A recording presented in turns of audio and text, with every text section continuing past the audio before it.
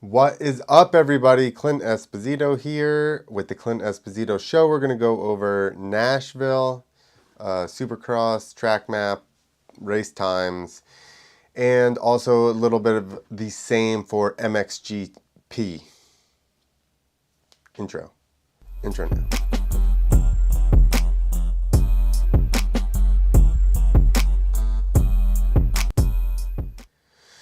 All right, everyone. What is up?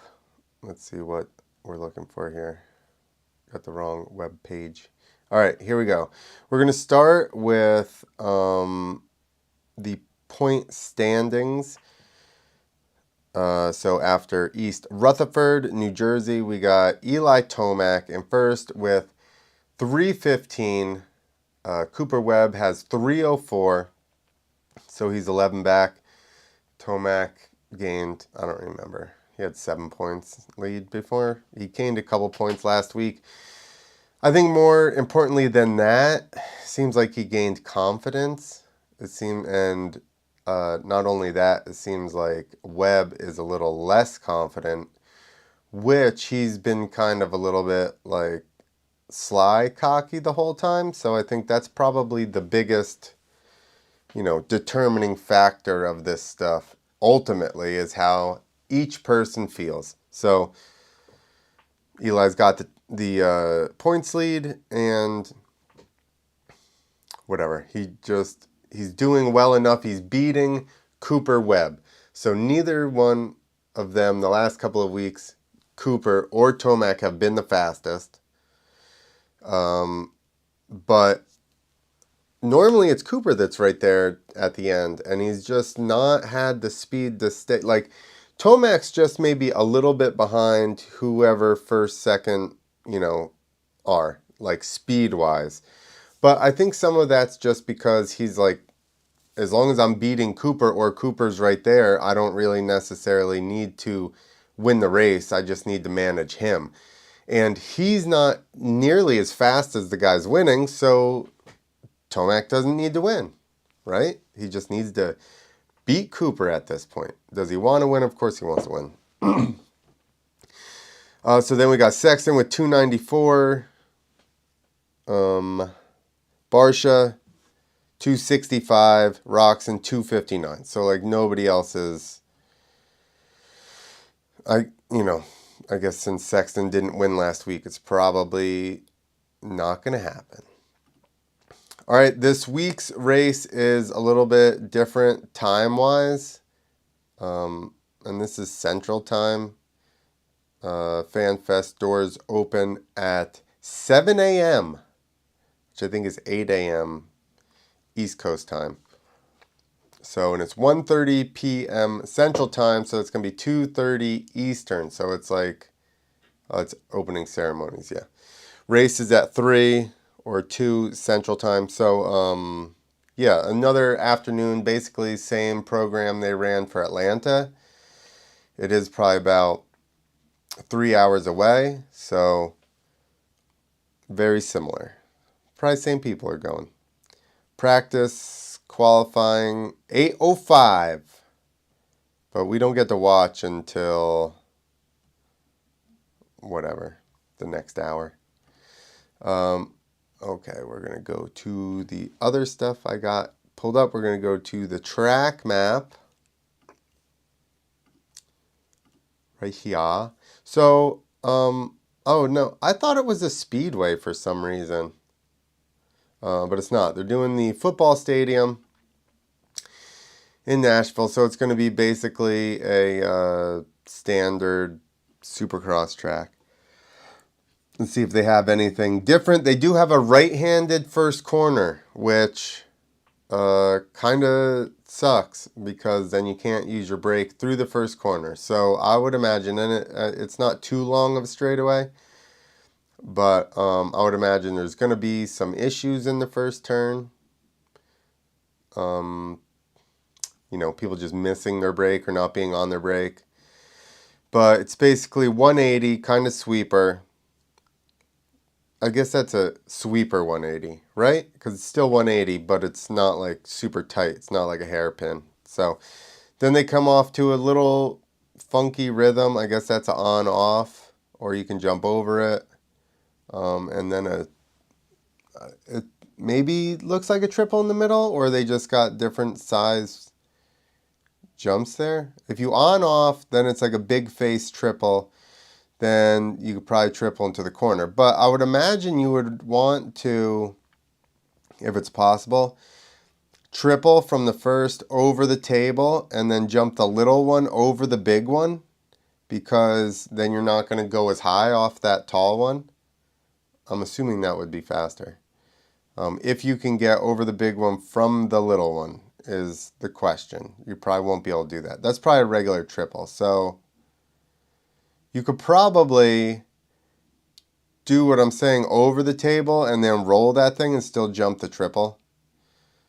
Probably not the fastest, but then you have a little, is that a dino back? We don't call them dragon backs, all right? It's offensive to dragons.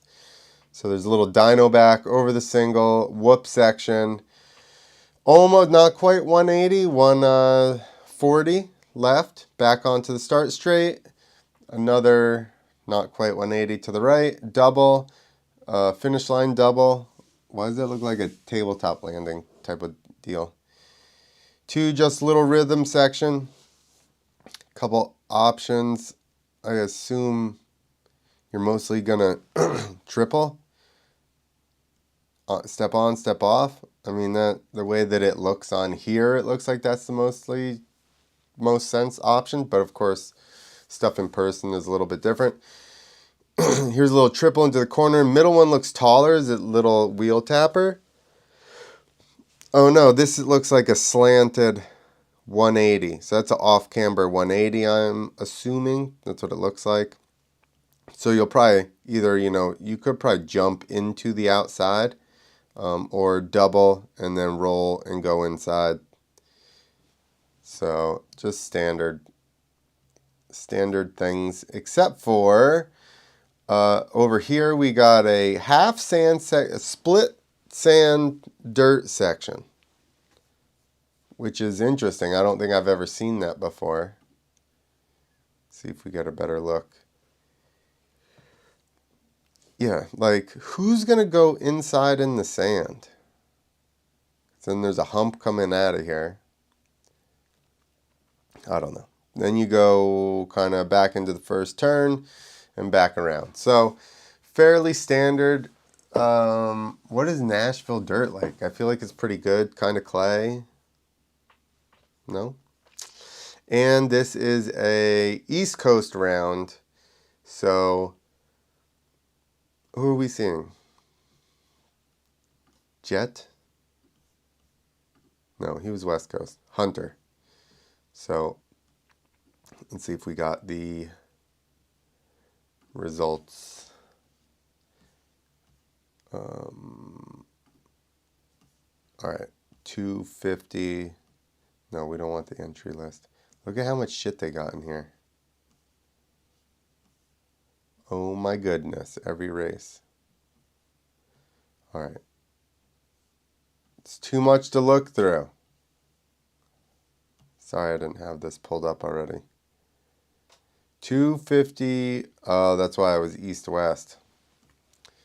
So that's not even going to help us. Anyway, the Lawrence brothers are winning, okay? Fucking news break for everyone. They're winning everything. Everything. Okay. They're probably going to win the championships, all right? That's my guess. Whichever Lawrence brother is racing this weekend will win. How about that? Barring them crashing or being a mud race, they're going to win it, okay? All right, let's go to the MX, and you watch it on the app. Just go to the app, people. Who doesn't have the Peacock app? Huh? What's wrong with you? Let's see. Here, we'll go TV. Broadcast schedule. Okay. No, it just brings you to the same page I was on before.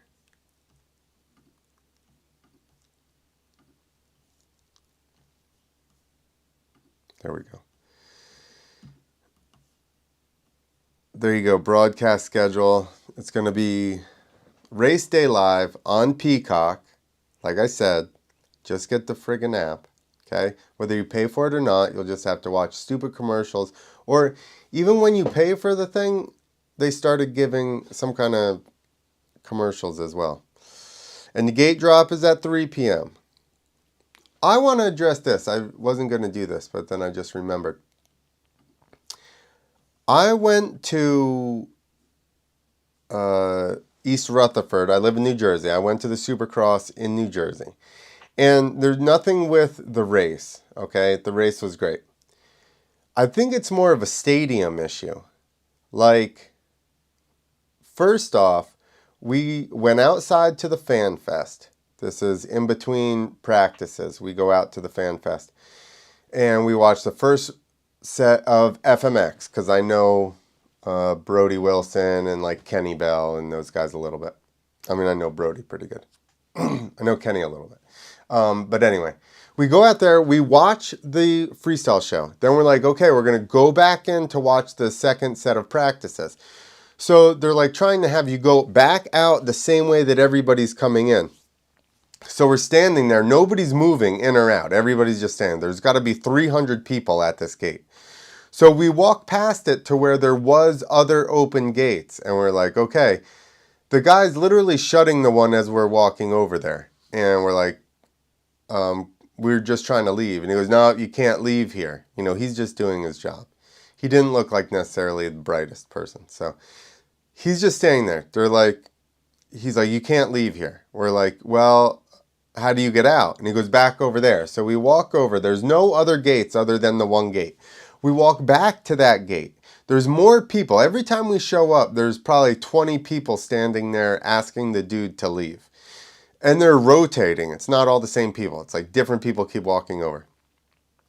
So we walk back over there. We're like, hey, we want to leave because we're missing the second practices. He goes, you can't go out this way. And we're like, we're just trying to get back out of FanFest. We've already got stamps. We've already paid for the Supercross. We already went into the Supercross and walked back out to FanFest. Like, why can't we walk back into the stadium? No, you can't go out this way. We make him call. He calls like a supervisor. They're like, no, they can't go out that way. And we're like, there's no other way out of the place. So somebody else finally shows up. And I guess somebody over him. And he's like, hey, oh yeah, you got to go out the other way that you came in. And we're like, go over there and try to walk out. I'm like, there's 300 people standing in line trying to get in or out. Nobody's moving. They're just standing in front of the Legends of Motocross, whatever the hell, I think that's what it's called, tent there. Like, it's just funneled into this little, like, corridor type of thing. And everybody's stuck. So people are walking away pissed off constantly. So then finally this other older guy just pushes the guy out of the way and like pushes the gate open. The guy's standing there trying to hold both gates. And he just pushes the gate open and a bunch of us barge out. The guy is on the phone going, hey, everybody's complaining. They can't get out. Oh, we got an issue. We got a problem, trying to get people down there. What is the point of locking everybody into the Fan Fest? We already paid our tickets, whether we brought you a stupid Monster can or we gave you $15. We already gave you, we're already into the venue. We're not trying to sneak anywhere. We just want to get out of FanFest. Like, I don't understand why that got closed off and all of a sudden they're trying to corral people in there.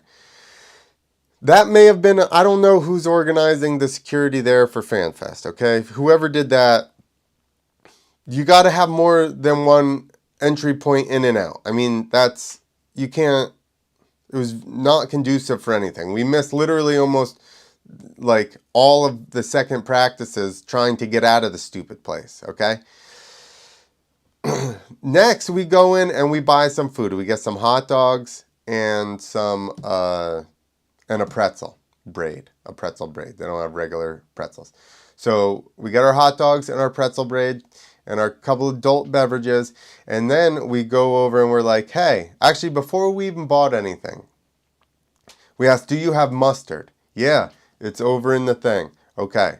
So we stand in line, we order our pretzel braid and our 2 hot dogs.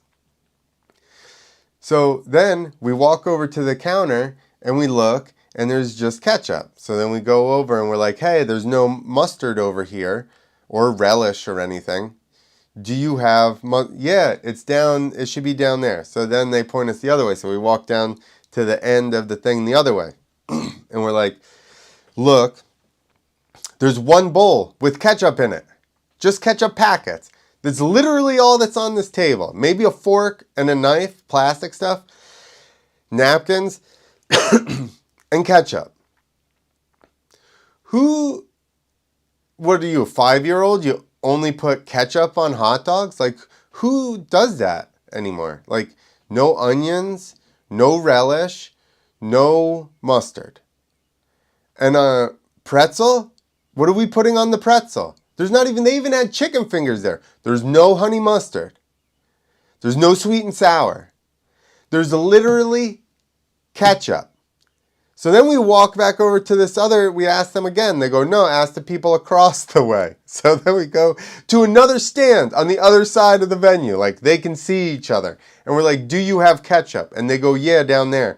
And we go, no, you don't. Or sorry, do you have mustard? And they go, yeah, down there. And we're like, no, we were just down there. You only have ketchup. At this point, we're realizing they don't know what ketchup is or mustard is. This guy starts going, we're like, show him the thing. We go, you only have packets of ketchup. There's no mustard. Let me see who orders this stuff. This is literally what the guy says to us. I mean, he's just some random guy at the stand. Let me see who orders this stuff and what they ordered. Like, did you just switch concession managers to somebody that doesn't know what mustard is? Is that what happened? You just hired person. This is like Bud Light hiring that person that didn't know who their clientele was. Like, you guys hired somebody that doesn't know what condiments are. You literally, MetLife Stadium literally hired somebody that doesn't know what condiments are. They only know what ketchup is.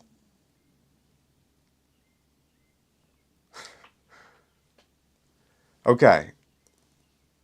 Those are my rants. But we're both... Oh, no, that's not all my rants. So, you got to scan your ticket to get in.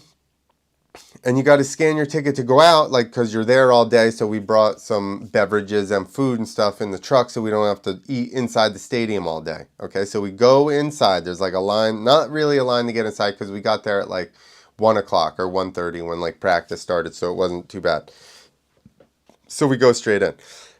Then we try to go out to the car to eat before like the main events and stuff.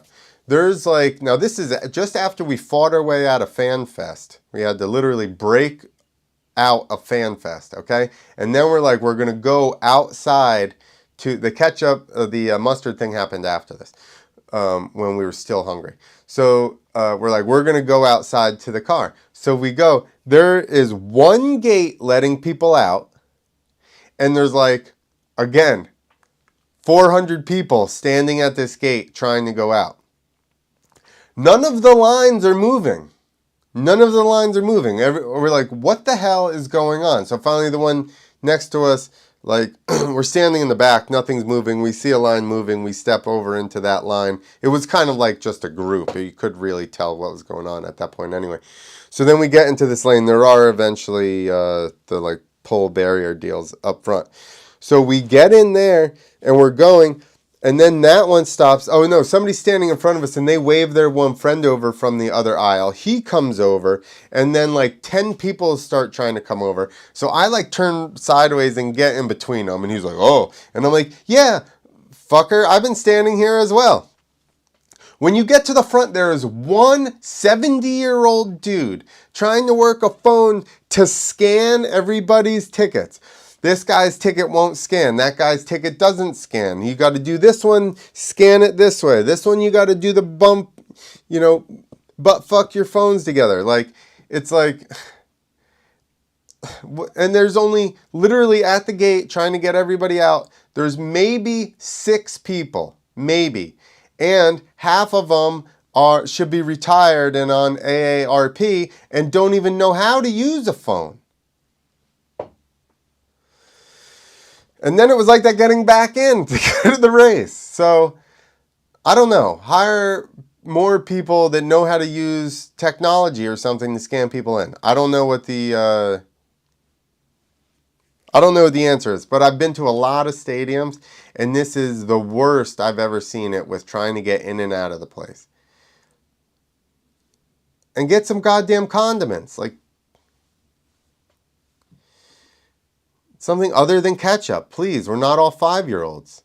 People other than 5-year-olds went to that race. Okay, now we're going to move on to the MXgp. So good luck in Nashville, everybody. I hope it wasn't the same. It's not the same shit show that we just had. Okay. All right, MXgp is going to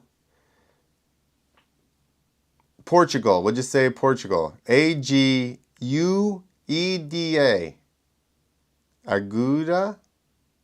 Agueda?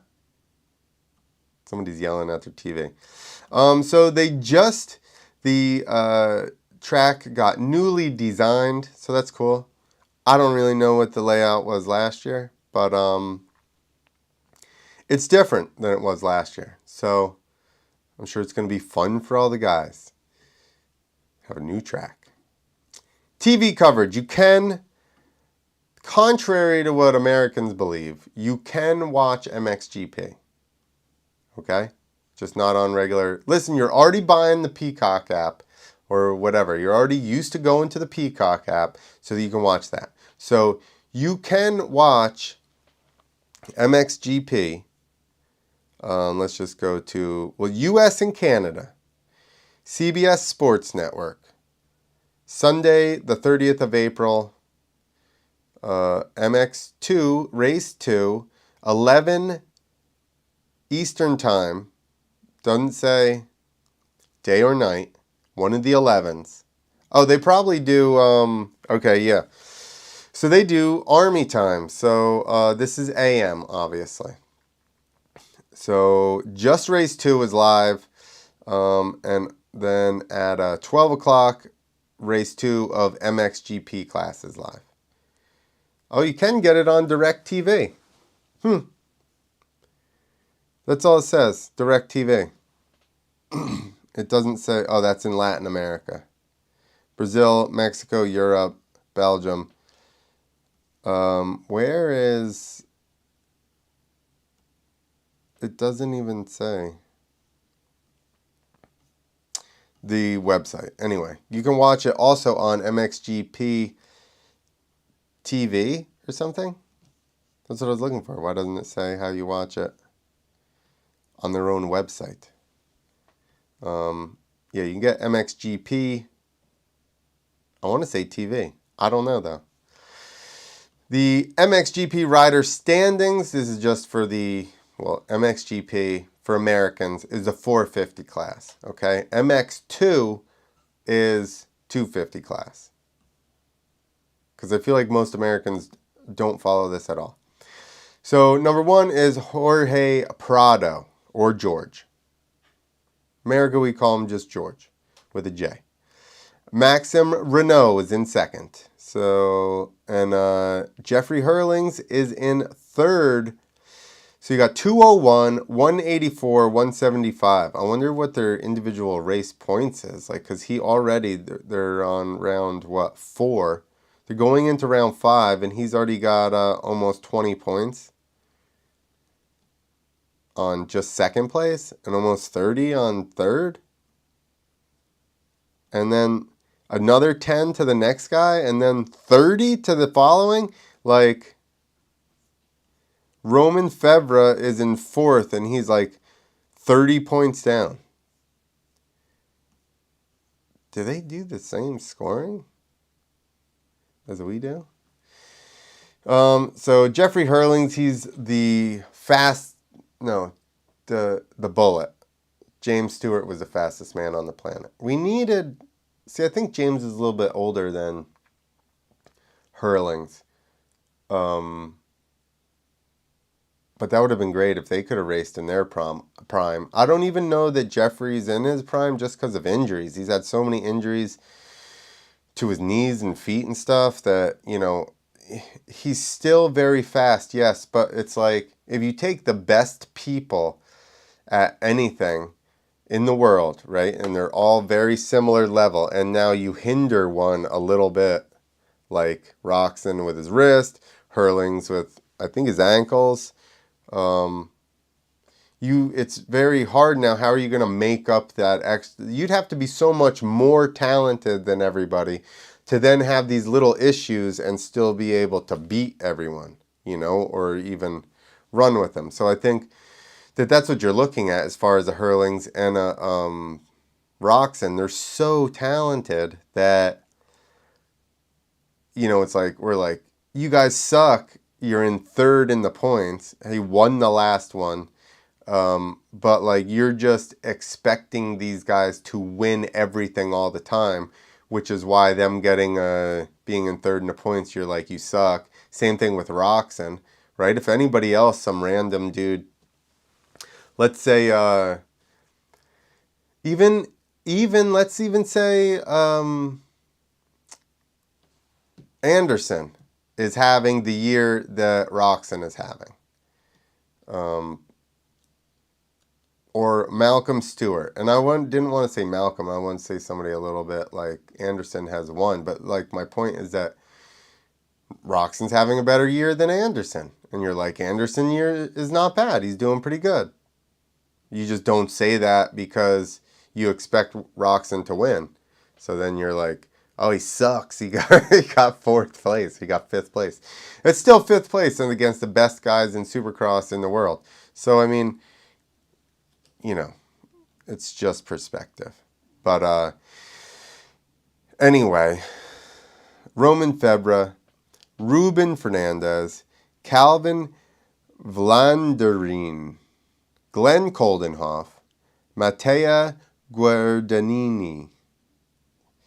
I knew it. Got to be an Italian with a name like Guardanini. Jeremy Seawer, Alberto Forato, another Italian lad. A nice Italian lad. Valentin Gillard. I would have thought with his first name he would have been Italian. Ben Watson. White dude. Great Britain. Brent Van Donick. It's funny. You could pick out the like American names and English names we're like, screw England, right? We're leaving. And then who has the most American sounding name? Like you're like, know that it's a white guy.